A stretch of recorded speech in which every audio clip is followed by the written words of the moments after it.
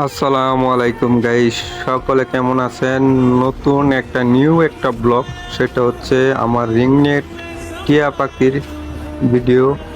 আমার খুব শখের পাখি। আমি 1 বছর ধরে লালন পালন করতেছি। তারা প্রতি বছরে একবারই ডিম বাচ্চা করে, সেটা হচ্ছে বৈশাখ মাসে। তাই আমার টিয়া পাখিটি ব্রিডিং করতেছে, মনে হয় রিসেন্টলি কয়েকদিনের ভিতর ডিম বাচ্চা করবে। তাই আমার খুব আনন্দ লাগতেছে, সেই কারণে সেই ভিডিওটা করলাম আর সেই কথাগুলো বলতাছি। যারা যারা পাখি পালেন, রিংনেট টিয়া পাখি পালেন, তারা মনে হয় জানেন যে প্রতি বছরই তারা একবার ডিম বাচ্চা করে, সেটা হচ্ছে বৈশাখ মাসে। তাই এই মুহূর্তে আমি ক্যামেরায় বন্দি করেছি তাদের। খুব সুন্দর একটা মুহূর্ত, আমি ডিস্টার্ব করিনি, দূর থেকে ভিডিওটা করেছি।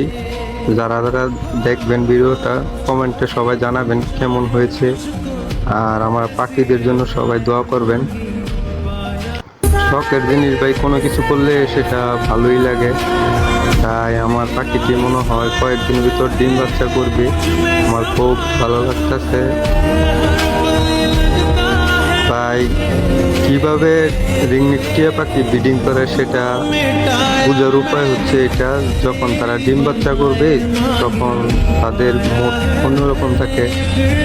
একটা বড় একটা খাঁচা দেওয়ান লাগে এবং বড় একটা থাকার জন্য বাসস্থান দেওয়ান লাগে এবং বক্স দেওয়ান লাগে, ভালো ভালো খাবার দেওয়ান লাগে। যে সময় তাদের ব্রিডিং সিজন আসে, প্রতি বৈশাখ মাসে তারা ব্রিড করে।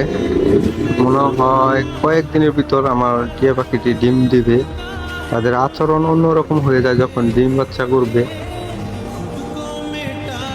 আর এই মুহূর্তটা অনেক ভালো লাগতেছে আমার।